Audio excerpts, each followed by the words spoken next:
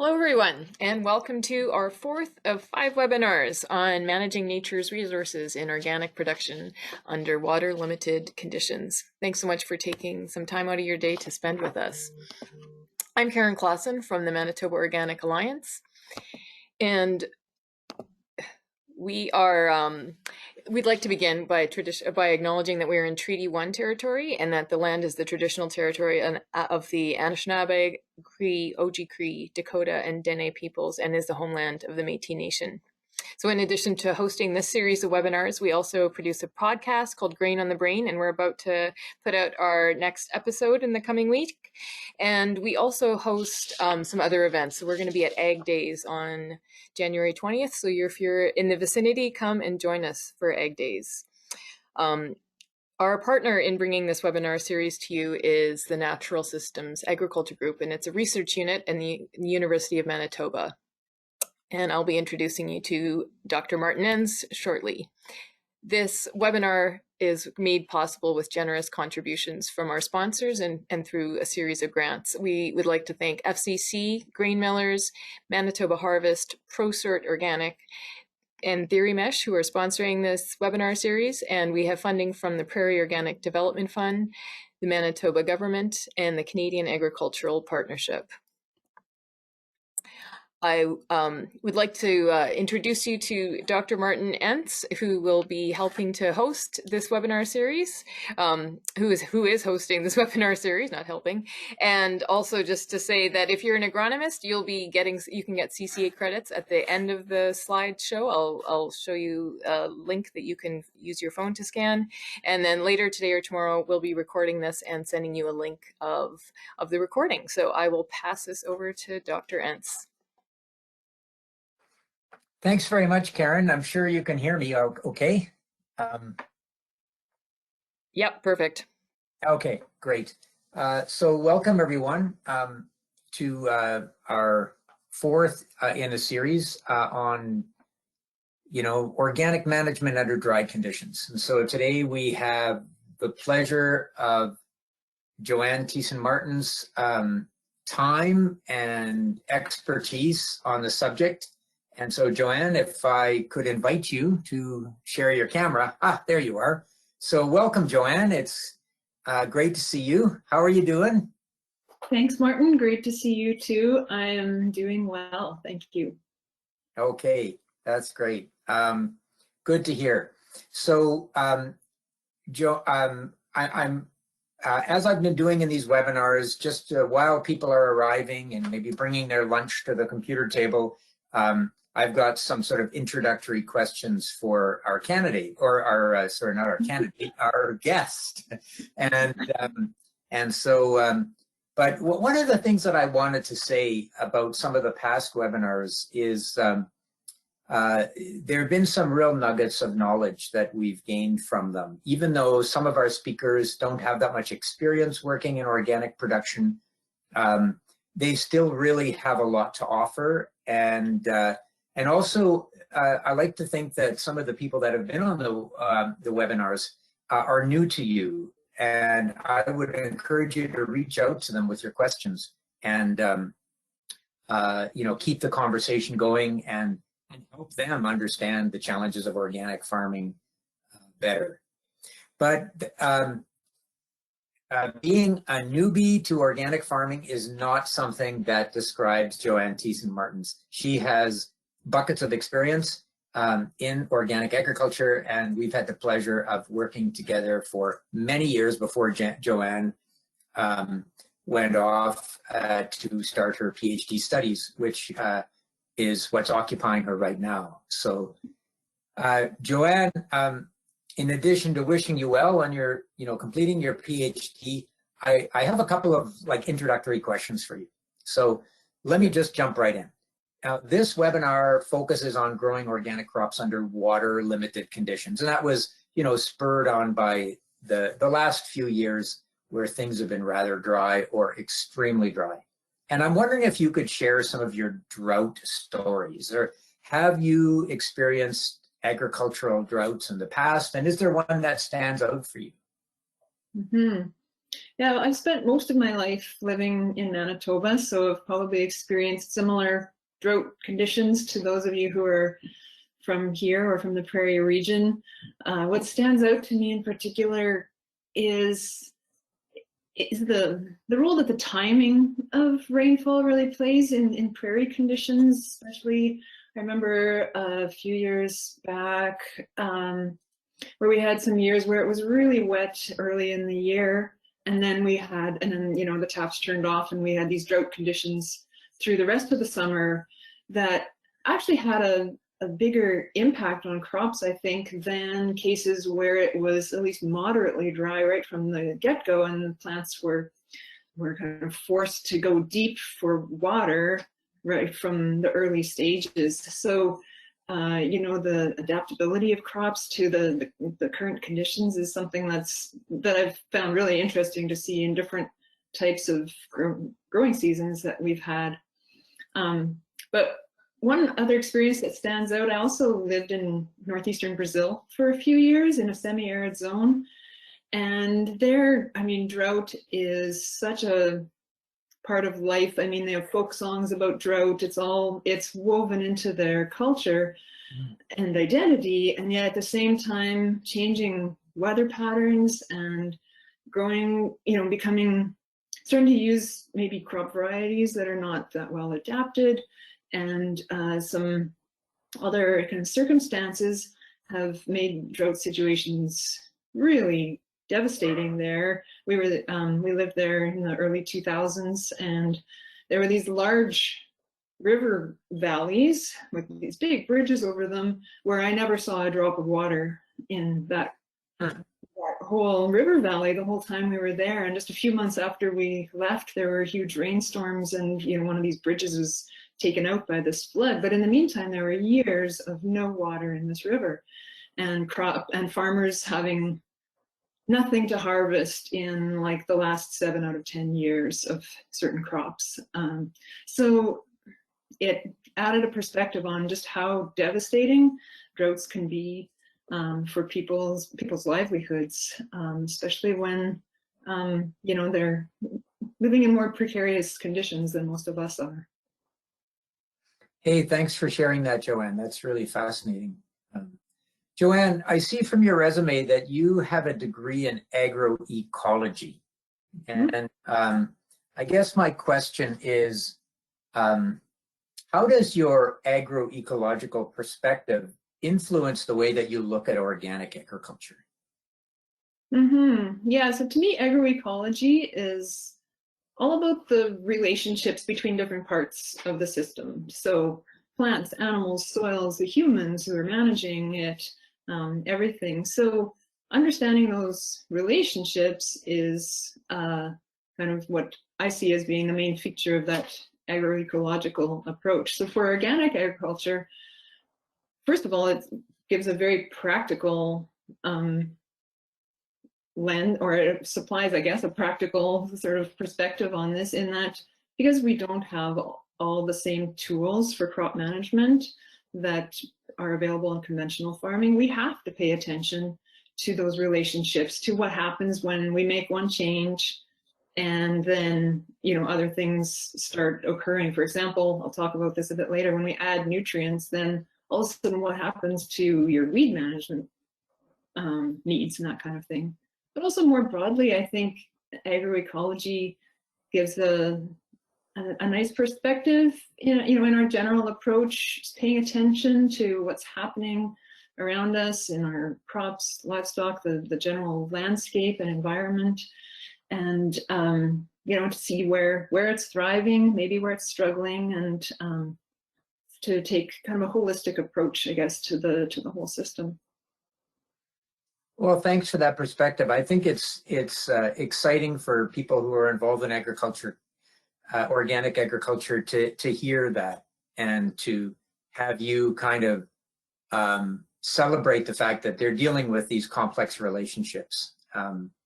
That's great. Thank you. And I have one last skill testing question before we get you onto your seminar.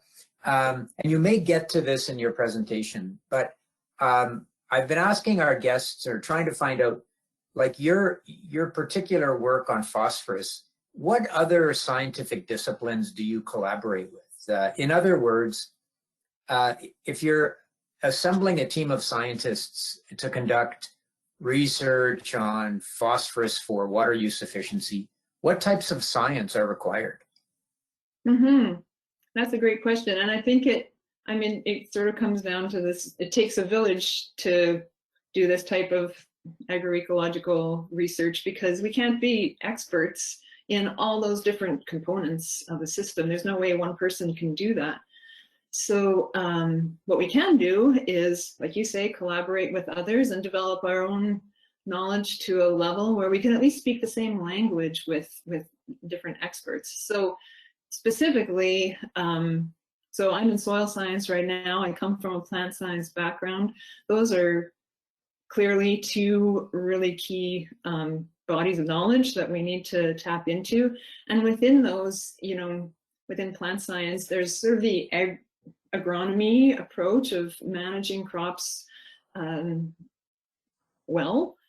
But behind that, we need to, understand why certain things work well. And so bringing in, actually a plant physiology perspective, to understand actually what's happening within the plant when certain things happen to it, when it undergoes drought stress or whatever, is really important. And then on the soil side, we kind of carve out these different names for things like soil physics and soil chemistry and soil biology, but they're so intertwined that we really need to have people that understand all of those things to give us a good perspective on what's happening in the soil with water dynamics and how that influences, well, like today's talk, nutrient dynamics and all the other things that go on. And then of course we need the water specialists too, right?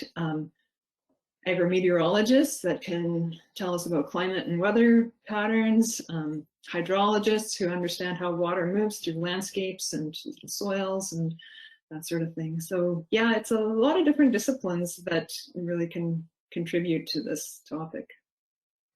Well, thanks for sharing that with us. I think we've all heard the term, it takes a village to raise a child. But I don't think we've talked very much about it takes a village to, do a scientific experiment. So thanks for that. That's great. That's great advice. So thank you for my skill testing questions. You did very well, by the way.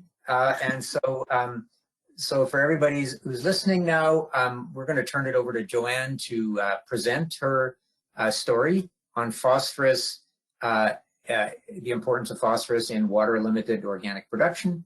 And then at the end, we'll have a chance for questions. So good luck with the presentation, Joanne. See you later. See you Great. on the other side. All right. Thank you so much, Martin. Can you folks see my screen okay? Yeah, that's great. Super. Okay, thank you so much for having me. I'm excited to share a little bit with you about phosphorus management in the context of water-limited systems, and this interaction between nutrient management in general and water use efficiency is one that I hadn't actually spent a lot of time delving into before this, and so I've learned some new things that I want to share with you too, and I'm also going to share some of my knowledge that I've accumulated over the years about phosphorus management in general that supports healthy crops that can be more tolerant of any kind of stress, including drought stress. So let's start with why we need to worry about phosphorus for crops in the first place. It's an essential nutrient for all sorts of processes within the plant. And like I was mentioning, this gets down to some of that plant physiology, what's actually really happening. So energy storage and transport within the plant is a big one. Photosynthesis, of course, is a huge, that's the basis of our agricultural systems, is having plants collect energy from the sun and turn it into things we can use. Phosphorus is also particularly important in building and maintaining cell membranes. So like those little structures that protect the integrity of individual plant cells and other structures. It also promotes flowering and development of the reproductive parts, so fruits and seeds, which of course are oftentimes what we want to harvest. It's also really important in nitrogen fixation in legumes. So when we look at this list of what it's needed for, we can kind of deduce, I guess, what happens when there's a phosphorus deficiency for our plants. In general, there's very poor plant growth when phosphorus deficiency is fairly extreme. And this is caused by and relates to a bunch of other more specific things, one of which is poor water management within the cells. Due to the cell membrane structure, when plant cells are deficient in phosphorus, it inhibits their ability to actually regulate, I guess, the movement of water in and out of cells. Some more agronomic issues that come up with phosphorus deficiency include delayed development. You can see in the photo down on the bottom right, there's a canola field that had phosphorus applied on the left side of the picture and none on the right. And so you can see, not only are the phosphorus deficient plants a lot smaller, but they are just barely starting to flower now, whereas the phosphorus sufficient plants are well into the flowering stage already. And we'll talk more about implications of that later. Phosphorus deficiency also causes reduced root growth and poor nodulation and nitrogen fixation in legumes. So let's talk a little bit about phosphorus management in general terms, and then get into how this interacts with drought. Phosphorus management in soils. My slide doesn't want to advance. There we go. So phosphorus management is tricky for a bunch of different reasons, and this goes across the board: organic management, conventional farming, any kind of climate, soil, crop system. The biggest thing is that most soil phosphorus is not in a plant available form. So we can have in the soil, phosphorus exists in what we can call inorganic forms, which are like the mineral compounds. And then I'll get to late in a moment, the organic forms, which are not organic in the sense of organic farming, but in the sense that they come from living beings. So they have some carbon embedded right in those molecules. So these inorganic forms, first of all, cover a wide range of solubilities. There's only a small portion of it, this little blue triangle, and in reality it should probably be even smaller than this, but that's maybe the proportion of the total phosphorus in soil that is actually dissolved in water at any one time. And then we have all these other different forms of phosphorus that vary in their solubility, right down to some that are completely insoluble in water. There's a little zone here called plant available P, which isn't actually plant available in the moment, but can become plant available easily. And the reason for this is, so plants need to drink their nutrients. The only way they can really get nutrients is when they're dissolved in water. And so this dissolved phosphorus is kind of like the eye of the needle, where all other phosphorus needs to pass to be able to get into the plant. But there's some other phosphorus in soil that we call plant available P that quite easily becomes dissolved. So even though it's not dissolved right this moment, it can easily become dissolved and then become available for crops. The rest of this may or may not become available for plants over time. What we typically refer to as soil test phosphorus is a combination of this dissolved P and that, what can become plant available P. So even that is a pretty small portion of the total phosphorus in the soil, the total inorganic phosphorus in the soil. Now, part of what makes phosphorus management so tricky is that phosphorus is constantly being transformed between different sorts of compounds. But these transformations typically happen more easily going from the top of this triangle down to the bottom rather than going back up to the top. So in other words, phosphorus tends to become less soluble in the soil as it reacts with different compounds in the soil, especially in our prairie soils. Calcium is the big culprit that binds up with phosphorus and kind of makes it stuck in the soil. And it's more difficult for the phosphorus to become unstuck and move back up to become available to plants. But it does happen, it's just slow. Soil pH is really important in determining how all these reactions occur in the soil. And so phosphorus is most soluble in the soil with a pH around 6.5. So we have some Manitoba soils and prairie soils that are around that, and some that are more acidic, but a lot of our soils are more alkaline than that, some even up over a pH of 8. And at those kinds of pH levels, soil phosphorus solubility can be really challenging.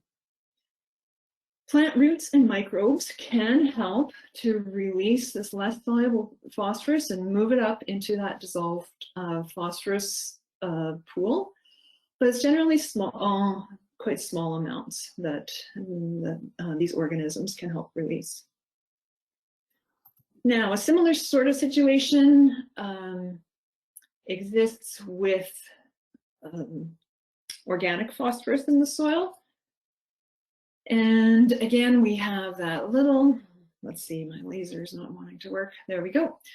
We have that little bit that's dissolved, and again, this isn't actually organic forms. It's it's just dissolved phosphate ions in the soil, so it's outside this circle of the organic phosphorus forms. But we've got this little chunk that can become plant available quite easily and enter the dissolved pool, and a much bigger chunk that is not really that available. And for the organic forms of phosphorus, those biological forms, it's mostly tied up actually in organisms like soil microbes, or the residues of those organisms, so like plant residues and soil organic matter. Once again, there are different processes that move phosphorus around between those different pools. And so, this insoluble stuff can gradually make its way up to the dissolved phosphorus pool. And that's mostly done by enzymes that essentially just break off the phosphorus from the rest of the molecule. But phosphorus can also get sucked out of that dissolved little portion and get taken up again by soil microbes and incorporated back into some organic matter or other residues.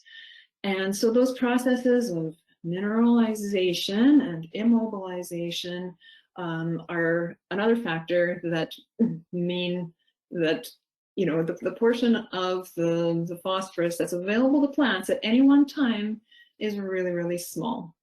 Some figures say it's about 1 day's worth of plant supply that's actually dissolved at any one time.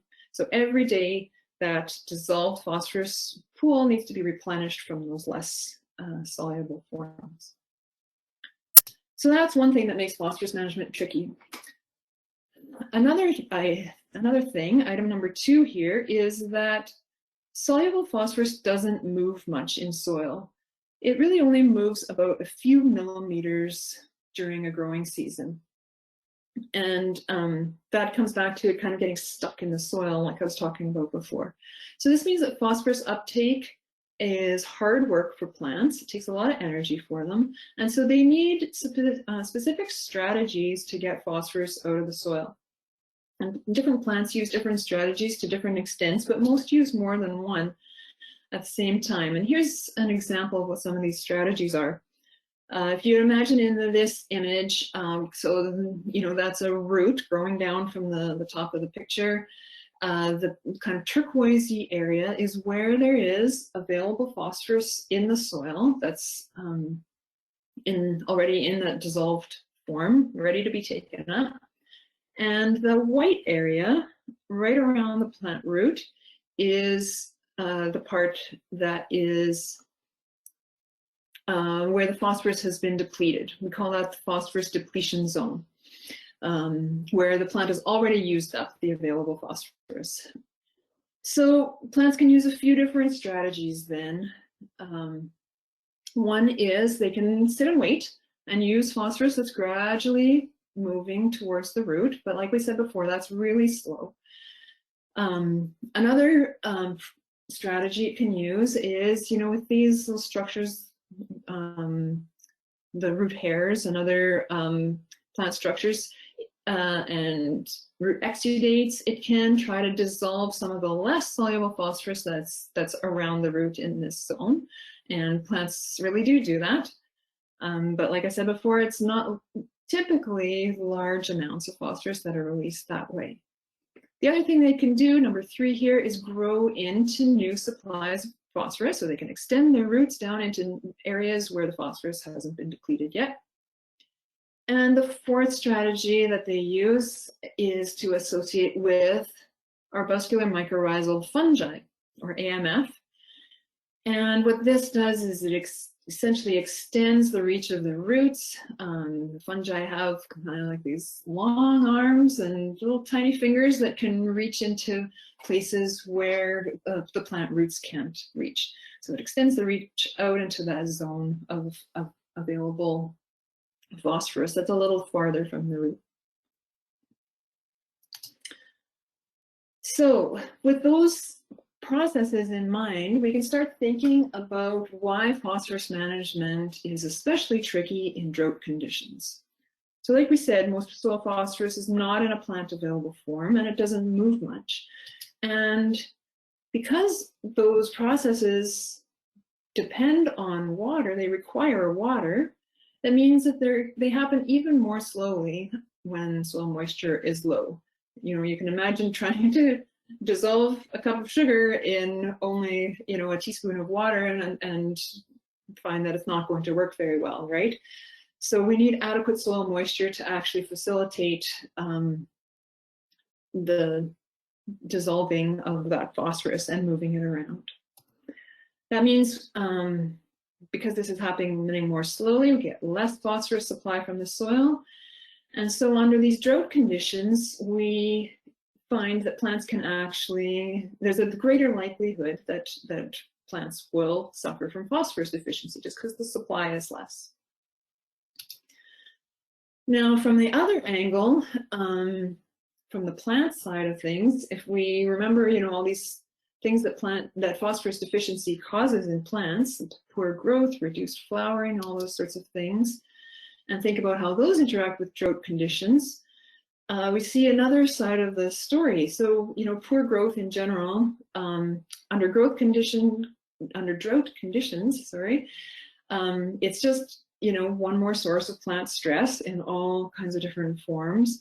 But more specifically, if we have delayed plant development due to a phosphorus deficiency, it extends that flowering season later into the growing season, maybe into the hotter and drier part of the summer, which makes the plant less able to really efficiently use the moisture that might be available in spring.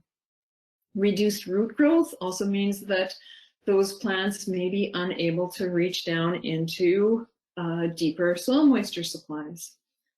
So together, the effects of phosphorus deficiency can result in plants that have low drought tolerance and poor growth and poor water use efficiency. So we have the two sides of this equation here, and can end up with sort of this vicious cycle of drought stress causing phosphorus deficiency due to reduced phosphorus supply, but then phosphorus deficiency in the plants also contributing to how much the plants experience drought stress because of poor growth and the delayed development and that kind of thing. And these kind of compound each other and get a downward spiral of poor growth. So today, we're mostly going to focus on how to address the phosphorus deficiency side of things as a way to address crop growth in underwater limited conditions. So how can we manage phosphorus then to optimize water use? One of the most likely practices to help support crops through drought drought conditions is to promote the arbuscular mycorrhizal fungi, like we mentioned. So not only do they help provide phosphorus to the crop, like we saw before, but they also can help provide water to the plant. They can conduct water through their hyphae to the plant when the plant is under moisture stress. So to promote those mycorrhizal fungi, this is fairly well established. Minimizing tillage is important. Doesn't mean we need to eliminate it completely, but to minimize it as much as we can. To provide living roots for the mycorrhiza to live in. They live right inside the roots, and they can't really survive long without a living host. And most crops are mycorrhizal. They'll associate with the mycorrhizal fungi, except for brassicas and buckwheat are some that don't. Most crops do. And then the other factor in promoting mycorrhizal fungi is to make sure there's not too much soluble phosphorus around, which isn't usually a problem in our organic systems, but it bears mentioning. But the other way to manage phosphorus to help optimize water use in crops is actually to relieve the phosphorus deficiency by adding P. Now, you might be thinking, okay, wait a minute, you just said don't add too much, and now you're saying add it. And the key there is to provide a balanced phosphorus supply. Slow release sources of phosphorus tend not to suppress mycorrhizal fungi the way soluble fertilizers do, so they're important. Tool, I guess, in the soil fertility management toolbox. Okay, let's talk then a little bit about phosphorus management for organic farms in general. I'm going to talk a bit about diagnosing phosphorus deficiencies, and then how to go about adding phosphorus, and then just a little bit about coping with low phosphorus in the meantime. So diagnosing soil phosphorus deficiencies in organic farms can be best seen as sort of a puzzle where you look for various pieces to fill in bits of information rather than relying on one single indicator. So a soil test can certainly provide useful information. And a target range that you might want to aim for in an Olsen phosphorus test is somewhere between 5 and 15 parts per million. Below 5, we run into trouble, and above 15, there's not much added benefit to having more soil test available phosphorus.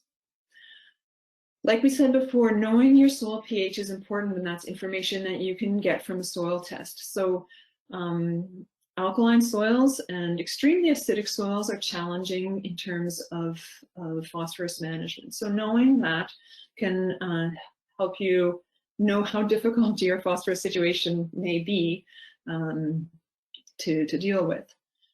And then knowing what your organic matter content is helpful for all kinds of different reasons, but it is helpful to remember that organic matter can help supply nutrients to crops.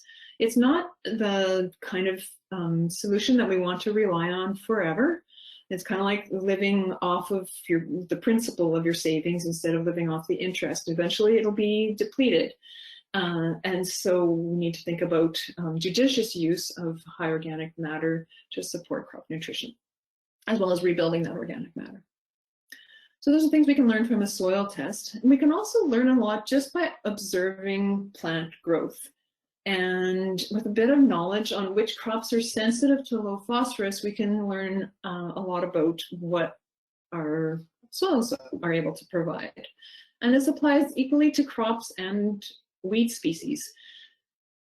So you can, we'll look at an example of this in a moment, but just in general, most legumes and brassicas are pretty sensitive to low phosphorus. So if you see that those crops are not thriving, chances are your soil phosphorus supply is kind of low.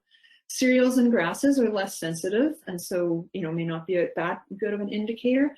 And flax in particular is not sensitive to phosphorus, low phosphorus levels in the soil really at all. So as an example of this, we grew flax on a very low soil test phosphorus soil. It had 2 parts per million Olsen P, which is very, very low.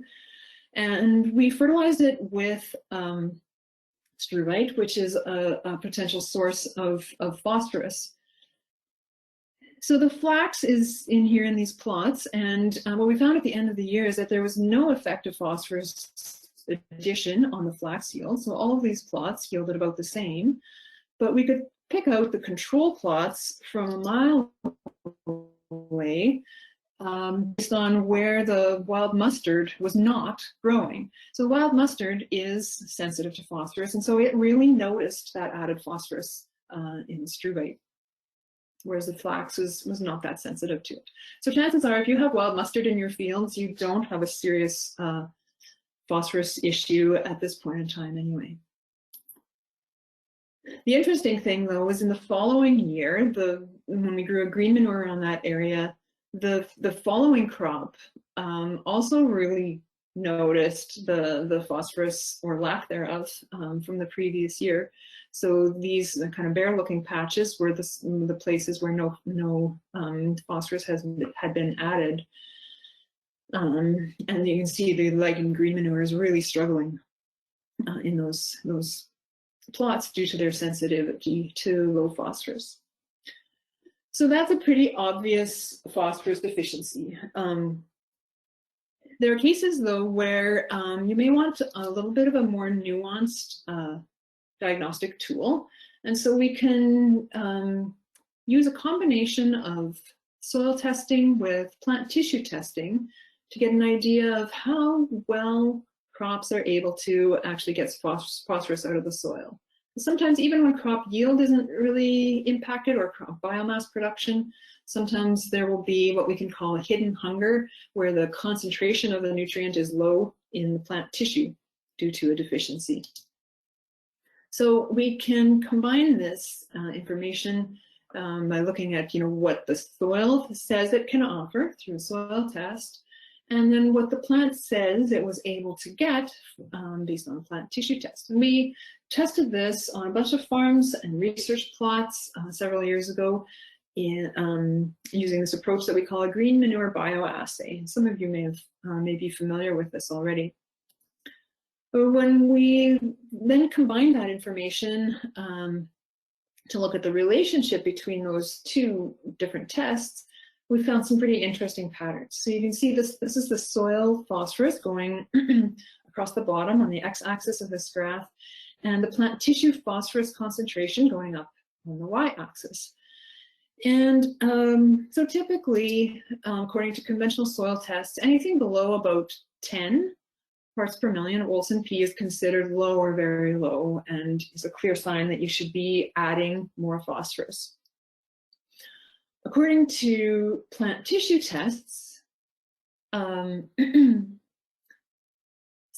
that is, I guess, the indicator that shows whether plants are deficient or not is marked by this critical value of 0.2% plant tissue phosphorus concentration, where anything above that is sufficient in phosphorus and anything below that is deficient.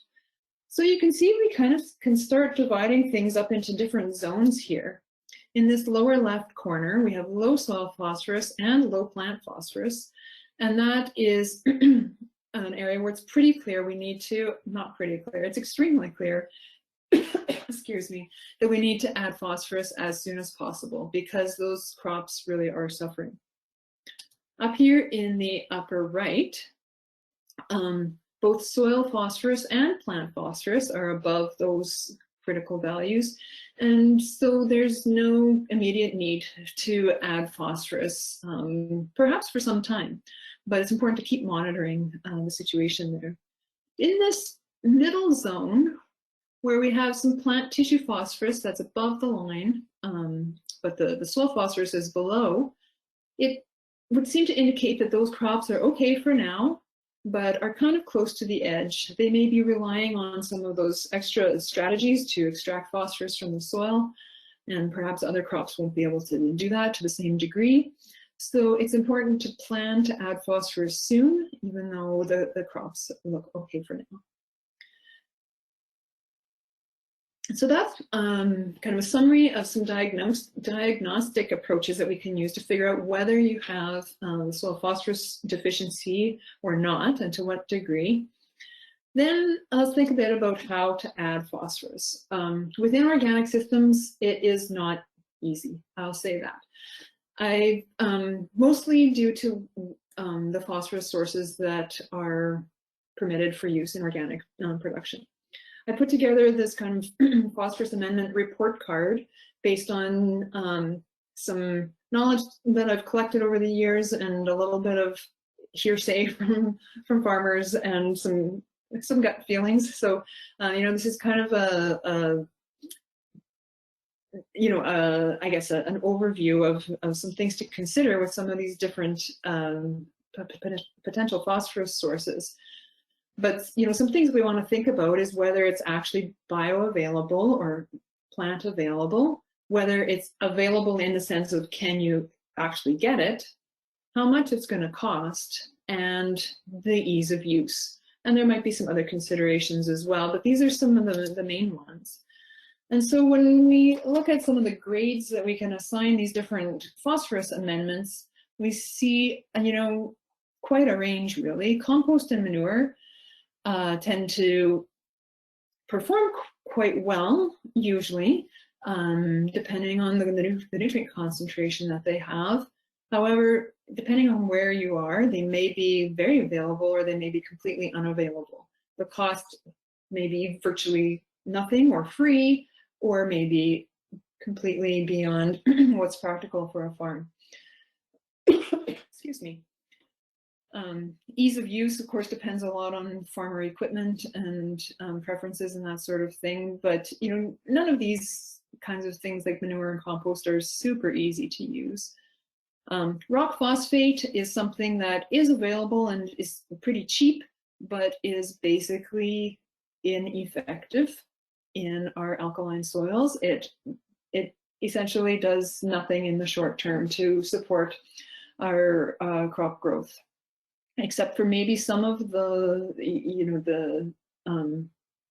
micronized versions and that side of kind of thing.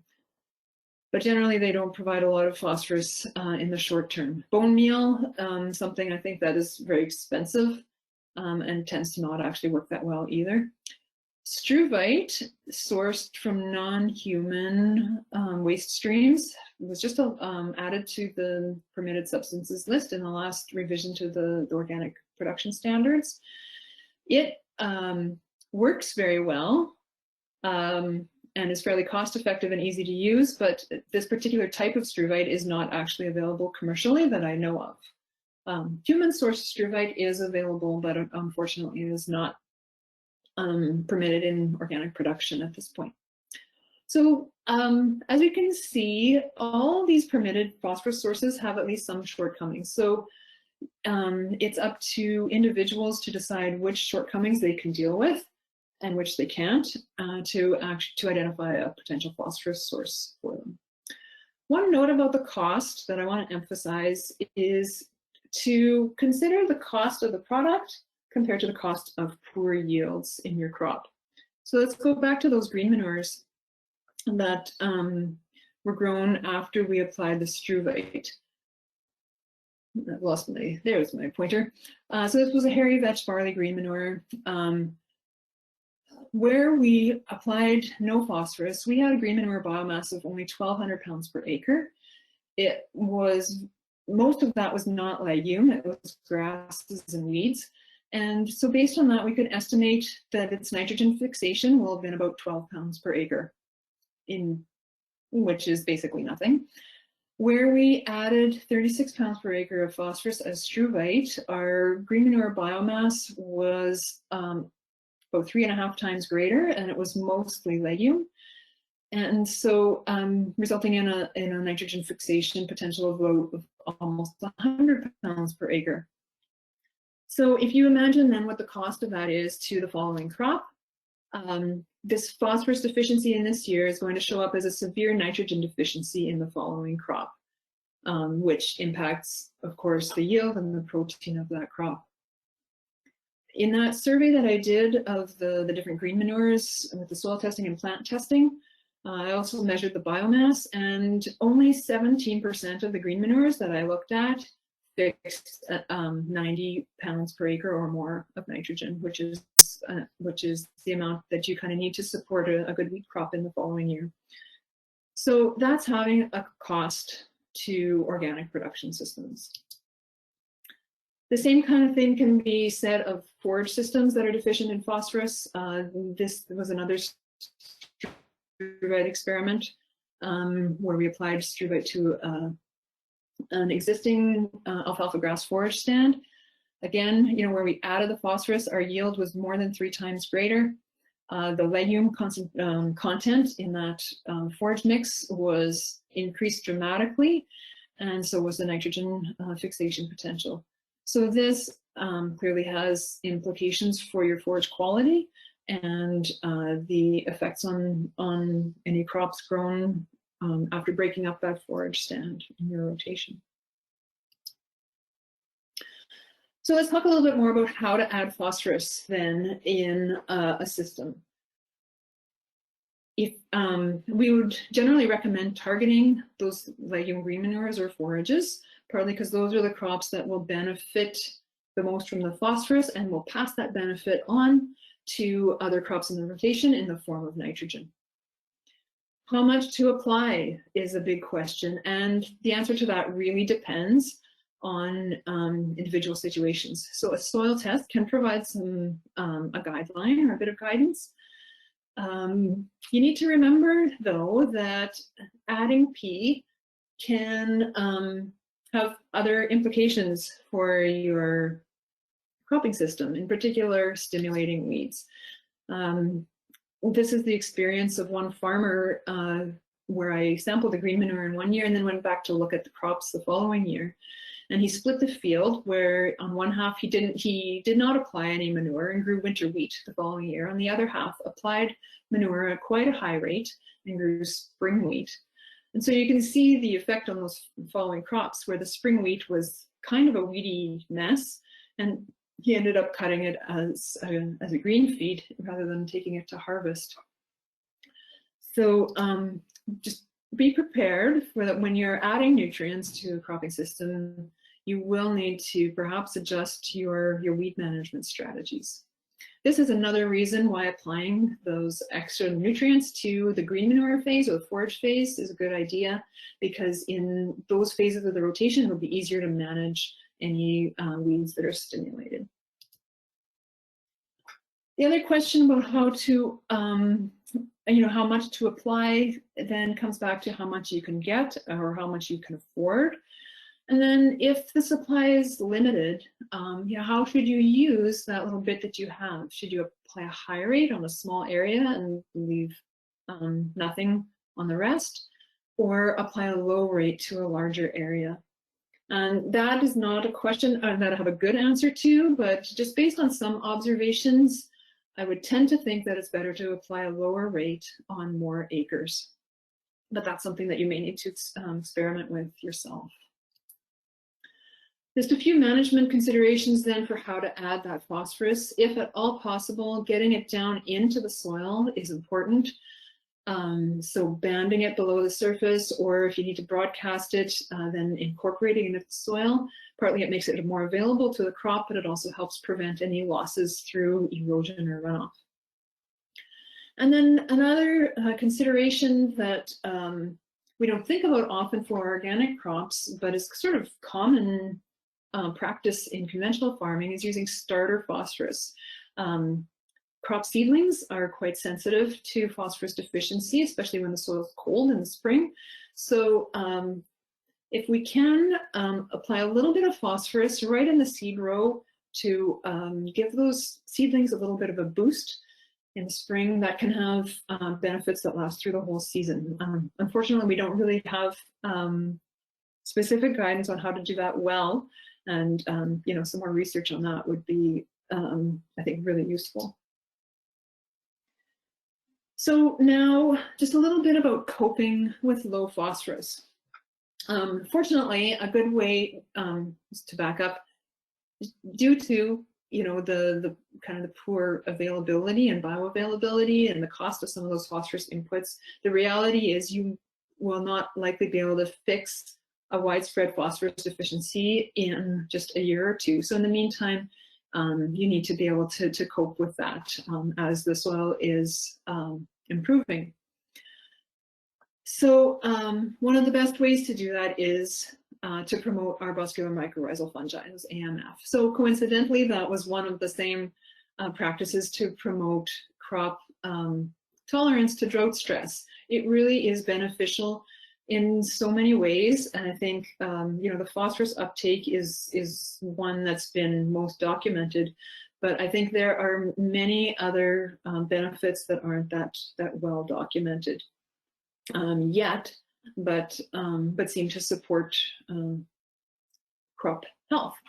So again, like we mentioned before, minimizing tillage, growing the host crops, increasing soil organic matter, and keeping the soil phosphorus fairly low, but not extremely low, can support those beneficial fungi.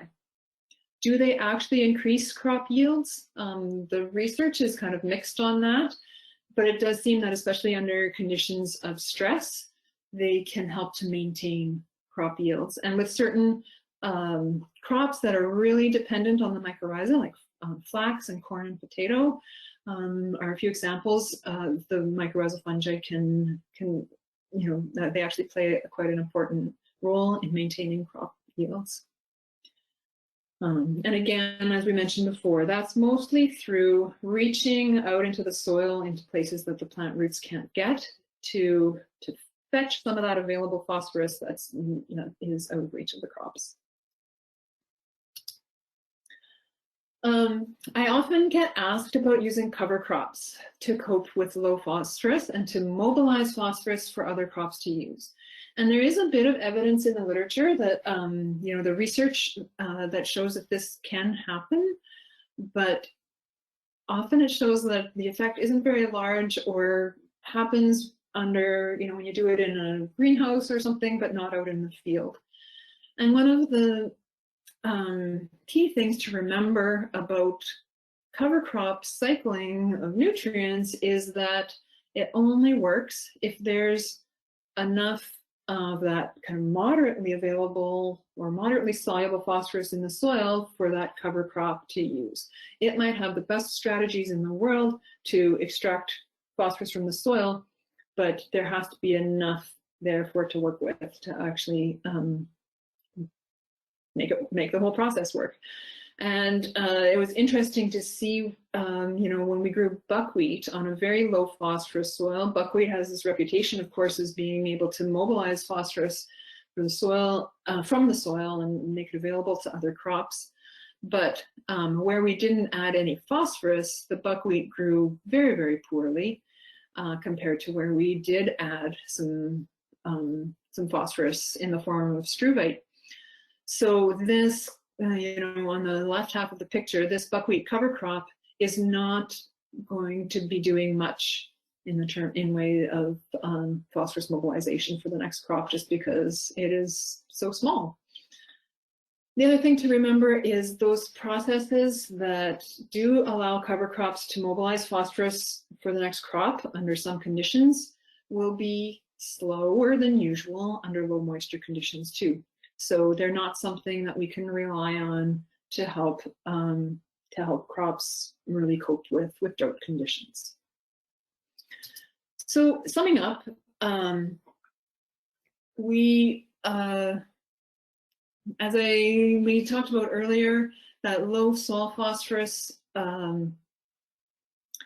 state and low soil moisture state can sort of feed back on each other to create this vicious cycle of poor plant growth, leading to a poor ability to get phosphorus from the soil, compounded with slow processes within the soil that are providing phosphorus to the plants. So to break that cycle, we need to nourish our crops well. Well-nourished crops are more tolerant of drought, and that applies, you know, to phosphorus and nitrogen and all other crop nutrients. And healthy soil and mycorrhizal fungi can also help crops tolerate drought, but they also require adequate levels of nutrients in the soil to be able to do their job effectively. Like we said, phosphorus management is tricky, and so, you know, taking that multi-pronged approach to phosphorus deficiency diagnosis is important. And, you know, your observation skills as a farmer or agronomist are really probably the first step, along with some, you know, basic soil testing in determining what may be happening in terms of phosphorus in the soil. And then, if needed, combined with things like plant tissue testing to clarify the picture a little more.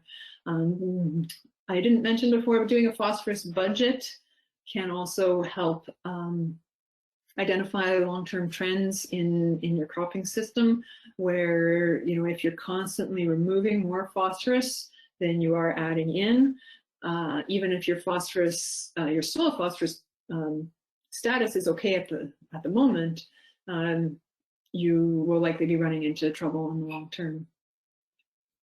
So exactly how to add phosphorus in organic systems is also tricky.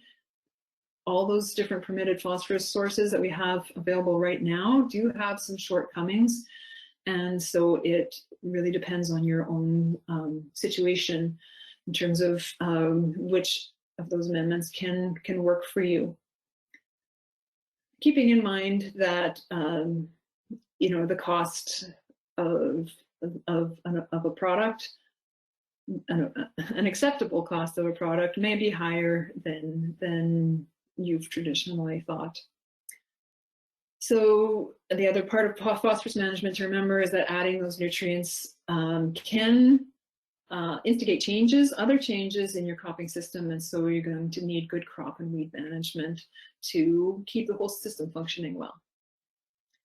So extremely low phosphorus in your soil has an economic and biological cost to your farm. It's not just that you're not making money because of poor yields, but the soil system, plant system, is suffering when plants can't grow well enough due to a lack of phosphorus or other nutrients. And this is not sustainable environmentally or financially for organic farms or for our society in general. And so every farm needs to have some kind of a long-term phosphorus management plan, whether you're just starting out in organic farming and maybe still have high residual phosphorus levels from previous conventional management. You may not need to add phosphorus now for a while, but you should have a plan for what you will do when you do need to. You may also wish to take a kind of a proactive plan where you keep adding small amounts all along rather than waiting for phosphorus deficiency to occur. But keeping that that long-term view in mind with phosphorus management is important. So thank you very much for your attention and for having me for this webinar.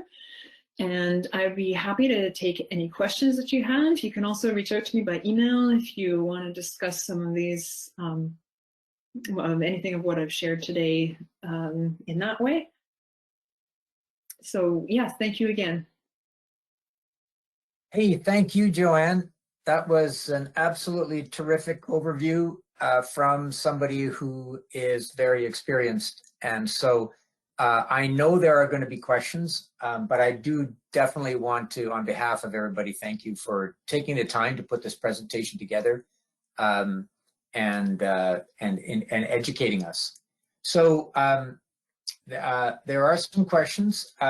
You may have already addressed this. You may not want to say too much more about this, but the first question is, will soft rock phosphate with some sulfur and compost, then applied just before terminating the green manure, make that phosphorus available?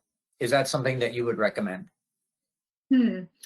Yeah, and certainly the soft rock phosphate, among rock phosphates, it seems to be one that is more effective than some other forms. Applying sulfur with it, I have seen a little bit in some research that shows that that can help. Basically, it helps to adjust the pH to make the whole system a little more acidic. Applying it just before termination of the green manure yeah, well, I mean, there may be various reasons for that timing.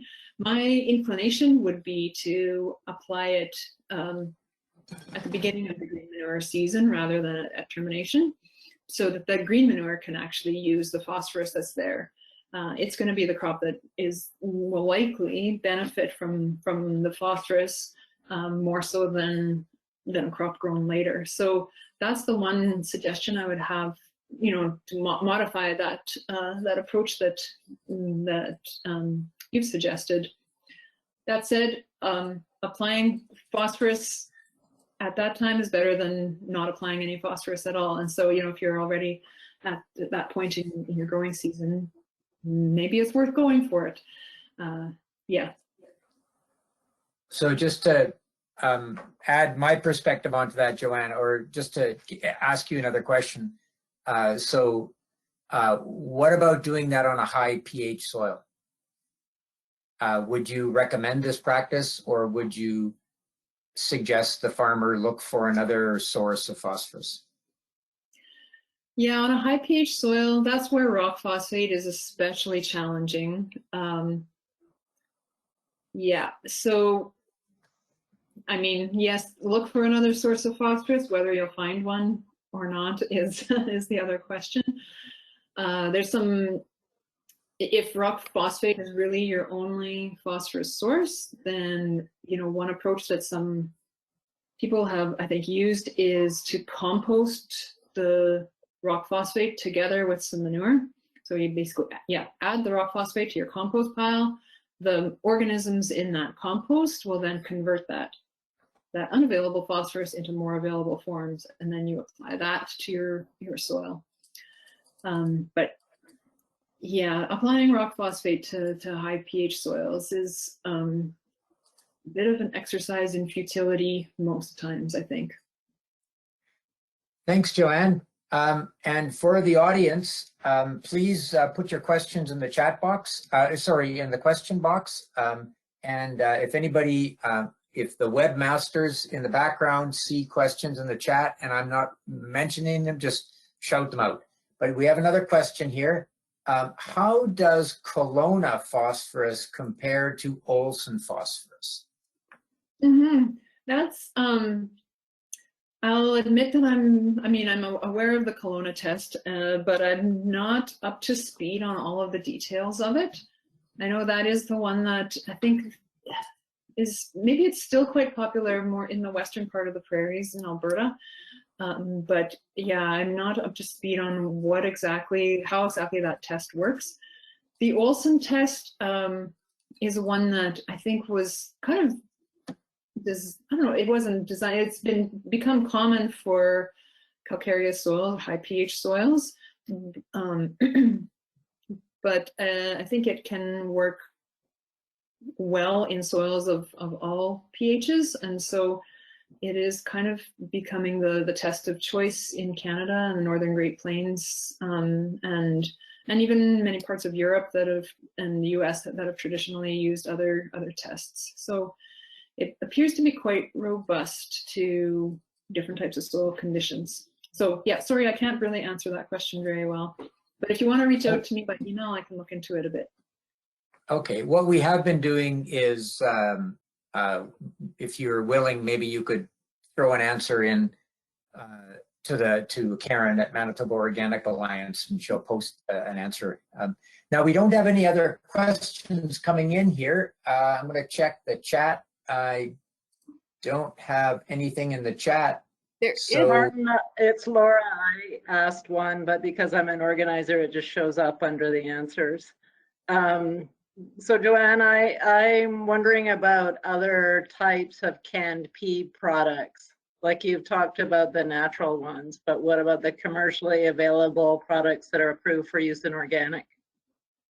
Did you have certain ones in mind? Well, I'm just wondering if you've looked at any of them. Yeah, I haven't actually worked with any of them. I know some farmers who have. I know some of the TechMac products that are that at least were available. I haven't looked into that recently. Some of those seem to be at least moderately effective. I know one farmer who tried a bone meal product that had been kind of previously treated with citric acid, which he found to work, but was too expensive to use on a large scale. There's some of the like the Good and Green, those sorts of things that I'm aware of. There may be others that I haven't looked into what's come onto the market more recently that do provide some levels of nutrients. They tend to be low in total phosphorus concentration, and so yeah, you really need to know what's actually in there to be able to calculate how much you might need or how much phosphorus you're actually getting out of them. And a lot of them are, I think, really expensive. So it adds another perspective to the question of how much you might be willing to pay to truck manure from somewhere. Like maybe that distance is a little longer than we thought. Yeah. Joanne, it's Karen here. I have a question sort of similar to that. I was wondering if you could give an assessment for your report card about livestock integration, because it would be similar to manure, but a bit different because it wouldn't be as well spread and it wouldn't be as incorporated. So I was wondering what you thought of that as a phosphorus source. Yeah, livestock integration is, I think, a super important approach to cycling nutrients within a system. And you can even do some creative things like move nutrients around in the landscape strategically by, penning animals in a certain spot overnight where, maybe the nutrient deposition would be particularly beneficial and that sort of thing. But livestock do not themselves add nutrients to the system. They will recycle whatever is there, and they'll maybe even make it more available in the short term. That's something I think that we don't know enough about yet, but they will not actually be adding anything.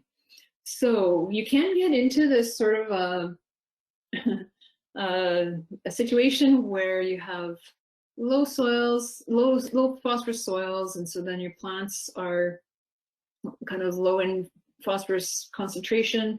So when the animals eat them, then the manure that they produce is low in phosphorus concentration. And so even though they are depositing, that manure on the land, it's not actually, doesn't actually have that much phosphorus in it.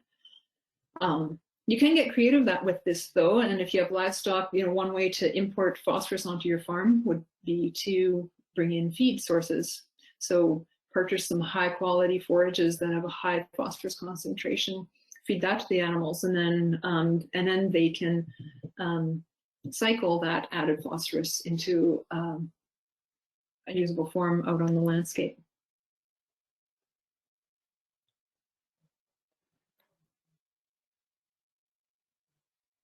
Thanks, Joanne. I've got here we go, another question. Let me just get to that. Okay, can you have too much phosphorus in a field? When it comes to regular manure applications, there was concern about buildup of soil phosphorus.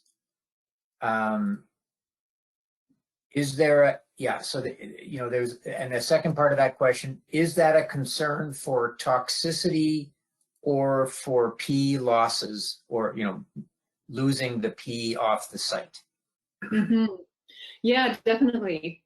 It's not an issue that we often deal with in our organic systems in this part of the world because there's not usually excess manure for organic farms, but it's definitely too much phosphorus can be a problem. Not so much for the plants that are growing there. At least I haven't seen anything about actual phosphorus toxicity to the plant, but losses to the environment that's a big problem. And that's why we actually have regulations in Manitoba about how much phosphorus or how much manure you can add to a field based on the soil test phosphorus. I won't bring it back up, but if you, in the graph that I showed with the different zones of the soil test phosphorus and the plant tissue phosphorus, when you get, or maybe are my slides still showing? Yes, they are. Why don't you go to that? That would be fine if you. Go to that. Oh, be a faster way to do this. Well, let's see. Okay. They're moving pretty fast. Okay. Does it show the graph now? Yep. Yeah, so you can see that my green box where I show, kind of like this, no phosphorus is needed for a while, but keep monitoring. It ends at 60 parts per million Olsen phosphorus. That is because that's where provincial regulations start to kick in that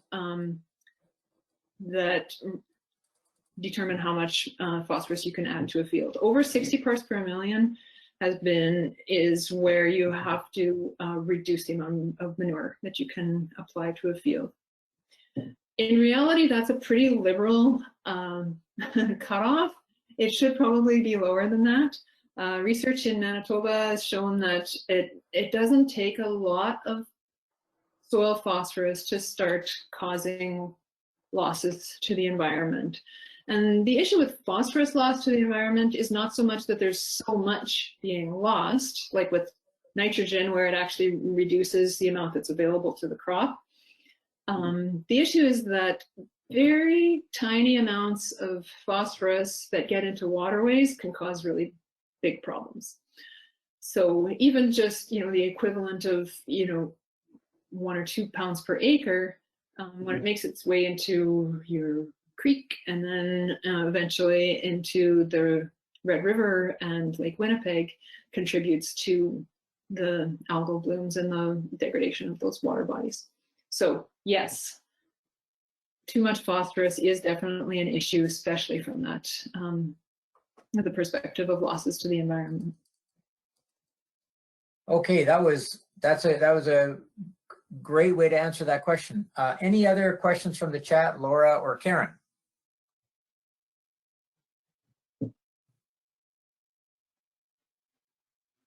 I don't see any questions popping up. I did have a quick question about the arbuscular mycorrhizal fungi, and you're saying how they can help during these drought conditions, but are they not affected at all by low water conditions? I would assume, given that they're fungi, they might be. I imagine that they are, because most organisms are to some degree, but I think they are more tolerant than most other types of soil organisms to drought conditions. Because they have these long structures, they can sort of bridge those dry gaps and transport water back and forth between maybe microsites that do have a little bit of water. Whereas other organisms like bacteria or things are more isolated in the soil, they're stuck with what they have right with them.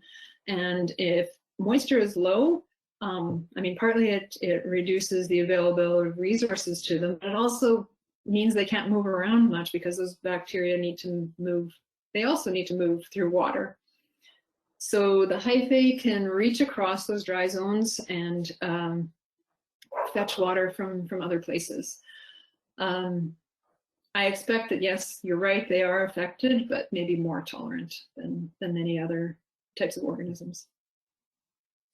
Great. And there is another question that I'll read out in a minute, Joanne, but it sort of reminds me of some papers that I've read where the mycorrhiza are not just moving phosphorus, but they're also moving water. So if you have like a forage stand where you have a deep-rooted legume like alfalfa and a shallow-rooted grass like timothy, the mycorrhiza can actually move water from the alfalfa across to the timothy. I think the fact that you've mentioned mycorrhiza and made it quite central in your presentation is really helpful. to this discussion about dealing with water. Any comments about that before I go to the next question? Well, thank you, I guess, for mentioning like that ability of the mycorrhiza to connect different plants. So yeah, it's not only a benefit to the individual plant that has the mycorrhiza infecting it, but those networks will join crops plants not just of the same species, but even of different species. And so it benefits the community as a whole.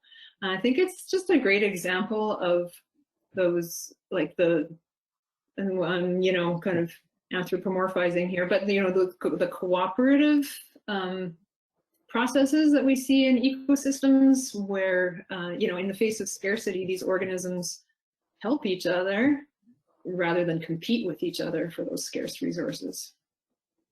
Brilliant. That absolutely. Okay, here's your next question. Get your thinking cap on. Okay, I've read that nutrient removal for red clover, that is for P205, is about 12 pounds per ton. And I would have to say, having taught forages for years, that's a very good number. So the question is, will plowing red clover down in a green manure make this phosphorus available to the next crop? Mm-hmm. It certainly can. It's not necessarily a direct process in that, so you have to think of, the phosphorus that's in that red clover biomass. It first needs to get decomposed. So that means first breaking it down into smaller little bits of crop residue, and then finally actually breaking phosphorus or phosphate ions off of that plant residue. So what happens to that phosphorus once it's broken off of the red clover residue is the question, and that's where soil properties become very important, moisture, all those things.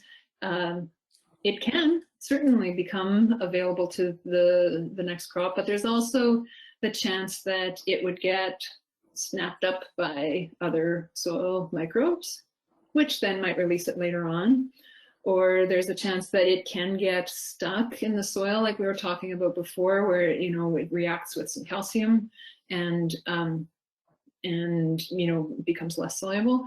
So it's one of those things where it's like, yes, the potential is there. Whether it actually happens depends on a lot of different things that kind of have to happen in the right way to make it a reality.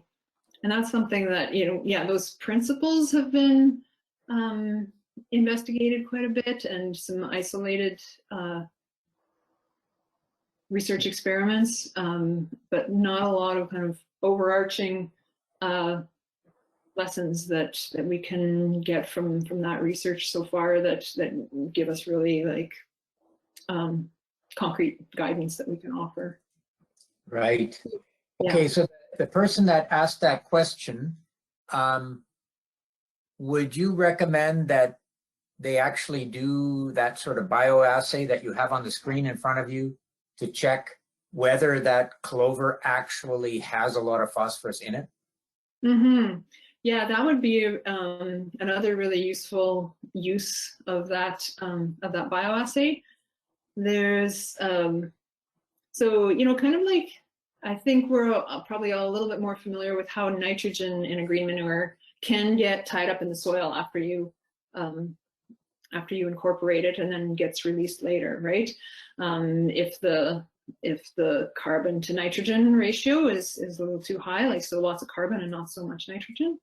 Same thing happens with phosphorus. So if your red clover green manure is not very high in phosphorus, then chances are when the bacteria and the fungi and stuff in the soil are breaking it down, they'll hold on to whatever phosphorus is there for themselves, rather than releasing it out into the soil solution.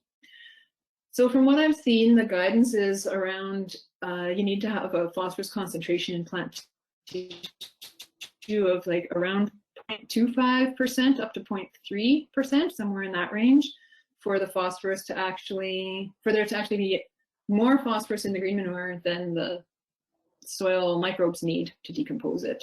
So for there to be extra phosphorus that will get released in the short term. Okay, I could go on. my interpretation, that's brilliant. I mean, my interpretation of that is that looking at the graph that's on the screen right now, is I would advise that farmer to actually not use that number of 12 pounds of P2O per ton, because that's an assumption, that's a book value. And if that soil is low in phosphorus, there's no telling that that plant will take up that much phosphorus. But actually, I would advise that farmer to do what you've told us to do and do this bioassay test and actually know for sure. And so that I just wanted to add that. Any comments on before we go to the next question, Joanne? No, I think you've summed that up well. Thanks, Martin. Okay, and just to let people know is that green manure bioassay test is something that we've been working with for quite a few years, which Joanne has a lot of experience with, and so do others.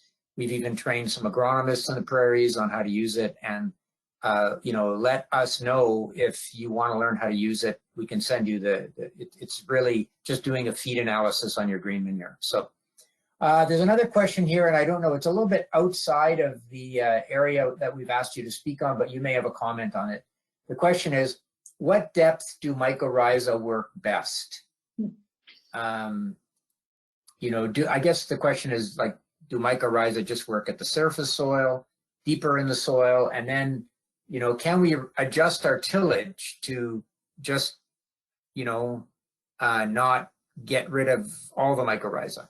Any thoughts on that? And it's okay if you want to pass on that question because it's not really what we asked you to speak on. Mm-hmm. Yeah, and I'll say I can't answer the question well, but except to say that the mycorrhiza are not just in the upper 2 inches. So they do establish networks to deeper depths. I don't know exactly what those depths are, but certainly shallow tillage is not going to kill all of your mycorrhiza. A slightly different perspective on it, though, is also that it's not a single tillage pass that destroys your mycorrhiza. It would be repeated disturbance of those networks that kind of wears them down. But that mycorrhiza can actually recover quite well to occasional disturbances. So that even an occasional deeper tillage doesn't doom you to a soil without mycorrhizal colonization. But we need to be judicious about how we use that tillage. Yeah, that's a really good thing to mention, because if people have been watching The Western Producer, there's this debate going on about, is zero tillage really as good as we thought it was? And Bill Dean from the University of Guelph has waded into that discussion. And Bill is an excellent agronomist, and he shows the data from their 40-year study at the University of Guelph that crop rotation and cover crops are more important than no-till in terms of maintaining soil carbon and mycorrhiza. So that's why I think why it's so important to have something green on your land as much as possible, because the mycorrhiza only associate with living plants, not dead plants. So if you have a zero-till system with dead wheat stubble, that's not helping your mycorrhiza because there's nothing for them to eat. You need living plant material. So we're going to see if we have one more question, and then no, the question box is empty. But a compliment to you, Joanne, is all our attendees have pretty well stayed on, so they've enjoyed the question period. Laura, I'll just end off, maybe Laura or Karen, or maybe Joanne wants to ask herself a question. Feel free to do that before we sign off today. Anything from the chat there, Laura or Karen? Oh, here we go. Well, no. Okay, nothing there. Okay, Joanne, is there a question that you were anticipating that wasn't asked? And maybe you want to say something about your struvite, because, you know, the Australians, I just was contacted by an agronomist in Australia who's been working on struvite for organic production and saying for countries like Canada and Australia, struvite is really important because we just don't have that much livestock. Do you want to maybe just end off with a comment on what you're doing with the struvite, or if you choose not to, that's fine as well. Sure. My system froze up there for a second, but I think I got the gist of what you were saying. Yeah. So what I'm doing with struvite is basically looking. Well, it started out basically looking at whether this stuff works in organic crop production, and in particular, will it work in alkaline soils where, like we said, phosphorus management is so tricky, and especially, you know, since rock phosphate is kind of useless there, is this something that could fill that gap? And it really does seem to be able to work. We've had a really good crop response from an alfalfa grass forage and a pretty good response from wheat. Flax didn't really respond, but it doesn't tend to respond to any kind of phosphorus fertilizers. Then, of course, that made me wonder, well, why are certain crops responding well and others not? And how can we sort of capitalize on certain crops that do respond well to struvite, hoping to actually, you know, like we've been talking about, you know, hoping to actually use cover crops to mobilize phosphorus out of the struvite and make it available to another crop. So those results aren't really in yet, but that's sort of the direction I'm going, looking at how to manage struvite effectively in an organic system, knowing that struvite does dissolve very slowly. So even where we saw crop response, we could still find remnants of struvite granules in the soil the following year. So clearly there's more available there that wasn't used in the first year that could keep supplying phosphorus to crops for a couple of years, which requires a bit of a special kind of management compared to applying other types of amendments. So the challenge now is, you know, like I was saying, you know, the struvite we have commercially available is sourced from municipal wastewater, so is not permitted in organic production. So if anyone hears of a livestock sourced struvite or wants to produce one yourself, you'd be very popular among the organic farmers. Thanks, Joanne. I think certainly in your career you will see wastewater struvite allowed in organic. I think the Europeans are looking at it, and it was really interesting to hear from Australia, from Southern Cross University. They're doing a lot of the same work. So maybe it comes back to that definition that you gave of agroecology. You know, organic farming makes us think about systems. So Joanne, I want to thank you very much. I see we've got 3 minutes left, and I need to leave a little bit of time for Karen. And so Joanne Thiessen Martens, thank you very much for taking the time to put your presentation together. We're all giving you an applause. We think you did a wonderful job. I think we all learned something. And so we appreciate that. And now back to you, Karen. Great. Thank you so much, Martin, for helping facilitate our conversation. And thanks, Joanne. That's fantastic. I have a whole page of notes here as I've been thinking about, yeah, you've answered all my questions, and I've got lots to think about for my own crop rotation next year. So thank you for that. All right. So I just also wanted to thank thank our sponsors and our funders who've helped to put this webinar, who helped to fund and put on this webinar. So we've got we're funded through the Canadian Agricultural Partnership through the Government of Canada. We also receive funds through the Prairie Organic Development Fund and the Government of Manitoba. So thanks to Lori and Laura Telford, who've been instrumental in making this happen. FCC, we got Grain Millers as a sponsor as well. Manitoba Harvest, who are looking for some hemp growers this coming season.